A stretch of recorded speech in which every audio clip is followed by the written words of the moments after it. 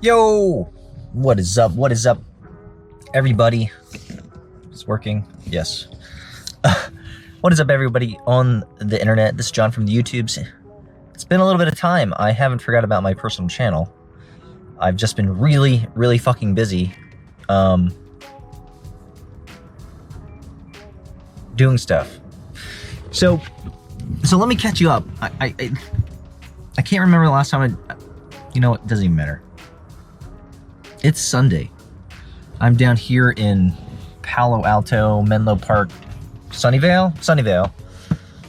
And we are, my oldest has cleared 3 games and she's in the finals. Her travel soccer team is in the finals. They're about to kick off in the next couple hours. So we are just hanging out, getting some food at Whole Foods.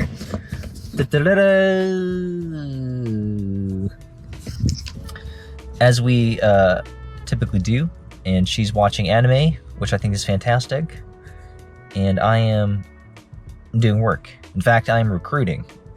I'm actively working through and triaging my backlog of candidates, and trying to set up interviews for this coming week, which I think right now I have 6 or 7 tomorrow. I think I've got 5 planned for Tuesday and a couple sprinkled in the back end. Things are getting a little bit hard to schedule, only because we're getting closer to the holidays and everyone's out. But I did over 30 interviews, last week, which was crazy. And if you're not following the other YouTube channel, it's yen.show. So I'm trying to coexist between 2 YouTube channels, which is a little bit crazy right now. I'm not entirely sure how that's going to work out. But this channel is going to be a much more, as I've mentioned, personal channel, or kind of sharing a much smaller group of folks, all of y'all. Just talk about life and, entrepreneurship and family and, the stuff that we have been always chatting about, and the other channels more around the business. Although, here's the thing, like I've almost always had a singular voice, and so there she is. Hi. And so it's not like the voice is going to be different on either channel. So probably at this point you should subscribe to both. Not because I'm trying to do that thing where it's like, grow my channel. It's literally just because I'm doing, anyway, 2 channels. But that's where I'm at. This month is crazy. This month is absolutely nuts. I've mentioned in a couple of different, areas, but I have reset the business, and a lot of people have, they hear that and they have an idea of what that means, but they don't really think through that when I use that word reset, it's pretty much a reset. It's not a euphemism for something, Wait a second. So I actually did reset the business outside. Oh my gosh, you're spilling it all over. Look at you spit. Water. It's okay. And so I need help. I need help putting this company together, and so I'm actively recruiting folks to join me so we can spend. That's a trash bag. Yeah, there's napkins. Okay. Yeah, that's it. And so that's where we're at. I'm trying to recruit a new team, a brand new team to help build a brand new company. And it's been really, really fun to learn these people's stories, to see where they're coming from, and, what their hopes and their dreams. And I think the coolest thing about this particular time is that I feel like my recruiting workflow, or how I'm deciding to hire people, the process is mine. And in other words, well, and that's obvious. It makes sense because I'm the only one hiring right now, and I'm the only one working through the process. But it's taken what I'm really enjoying is the fact that I feel like I've come into my own as an entrepreneur, and it's taken a little bit of time. I've mentioned this in a bunch of different areas to a bunch of different people, but there is a level of confidence that I have about being an entrepreneur, being a founder, that I've really never had before. And it's hard to describe. What would be a good analogy? What would be something analogous?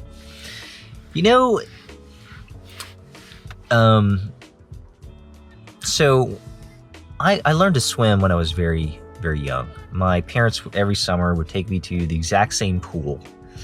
And it was about 20 or 30 minutes outside of where we lived. And it's this huge, massive kind of community pool. It's probably like the local YMCA. This was back in New Jersey. And every summer we would go and we'd sign up for swim lessons as kind of the beginning part of the summer. And it really marked the beginning of the summer period for me and my family, for my brother. And there's so and if you can remember back when you first learned to swim, if you were my age or in the late 80s, early 90s, the pool, that was the thing. There wasn't, the internet, you didn't really have that. You didn't have iPhones, or you didn't have any of that. You had Game Boys, if anything. But so the community pool, that was it, man. And huge games of shark and minnows. If you guys remember that, shark and minnows, so much fun. Played that for hours, but you'd only play that in the deep end. And to get in the deep end, you had to get your black band, or what was a black kind of, a black band. Essentially, it was a black wristband, or almost like a rubber band, something like this. But they're much thicker and much more official, right? And if you had a black band, it meant that you were qualified enough to go into the deep end to play the game Sharks and Minnows. And for years, Peter and I, we couldn't play because we weren't old enough. We didn't have the skills. We couldn't tread water long enough. And so you started with like a blue band, and then a red, and then a double red, and a double blue, or kind of like progressed. And there were 3 or 4 different bands. Yellow, I think, was in there. Maybe my brother can remember. But eventually, over time, we eventually got the black band, which allowed us to go all the way into the deep end. And by that time, you'd built so much confidence over the years that getting the black band was almost like an afterthought. You was like, I'm there. I'm already ready. I have been ready for quite some time. I've been watching the big kids for a while. I know all the strategies in my head. I've been observing the game, and now I'm ready. Right? I'm now ready to get in. I'm officially qualified.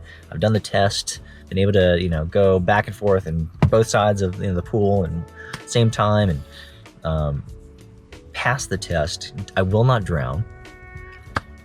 And then bam, like the next game, the next round is ready, and you can actually participate. And oh my gosh, it was so much fun. But then, so of course, after the first Sharks and Minnows games, like these rush of adrenaline, you're loving it,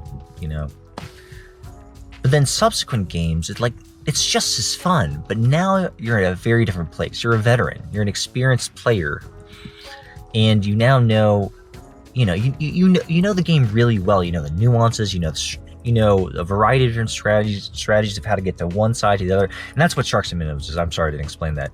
Sharks and Minnows is you start with one shark in the middle of a big pool, everyone on one side, and they try to swim to the other side without getting tagged. And if you get tagged, then you become a shark as well, right? And eventually, there's one minnow left and a bunch of sharks, and the game's over. But if you were the surviving minnow, you're the winner. First, second, third place, etc., etc. Anyway, so by that time you're experienced, and you know the game a little bit more. And so the next summer, right? You've already got your black band, and so it's you pass the test just because you have to. You have to wear the band at all times. It's just perfunctory at that point, right? A perfunctory test. You just do it because whatever, it's easy.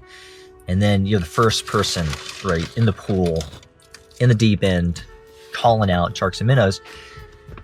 And that's where I am. Rolling it all the way back to entrepreneurship. I feel like I've built a couple companies before. A couple of them actually didn't suck. A handful of them actually ended up being acquired by larger institutions. And a handful of times, more than a handful of times, I've been able to raise venture capital. So I know what that's like all the way through Series A. I've never been around in a company long enough to do a Series B. So I've never really experienced that, at least as a founder. So I've been in Series B companies and beyond, obviously, but never raised a Series B for myself. So the point is there's still so much more to learn, but man, going from kind of the very beginning of a project to about through Series A, I've done that. I know what that's like. And there's this confidence, it's this kind of very quiet confidence that I have that I'm sitting in, I'm resting in right now. It's really cool. And although I am freaking out sometimes, all the time, no. I mean, there is also this incredible amount of peace.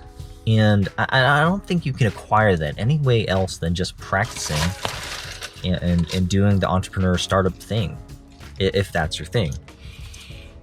And again, as I said, tons more to learn. I barely have really just learned how to be an operator. So much more to go. And I'm really excited about the next season. But anyway, I just appreciate, I think I'm appreciating being where I'm at. And I think we all can, if we have the right attitude and right perspective, I think we can all share that hey, I'm in the right place at the right time. I'm not behind. I'm not farther than I need to be. I'm exactly where I need to be. And I love that. I read an interesting statistic just the other day that the average B2B SaaS founder is between 37 or 39 years old, and that's me. I'm right exactly where the average founder CEO who would build a SaaS B2B company, and I'm old. No, I'm not that old. And I'm getting up there, and I think the narrative, the Silicon Valley narrative, is always no, it's the much younger, early 20s folks who are starting to come in. And yes, there's a ton of those, but we just don't hear about the older guys and gals who are starting the companies that really make it work.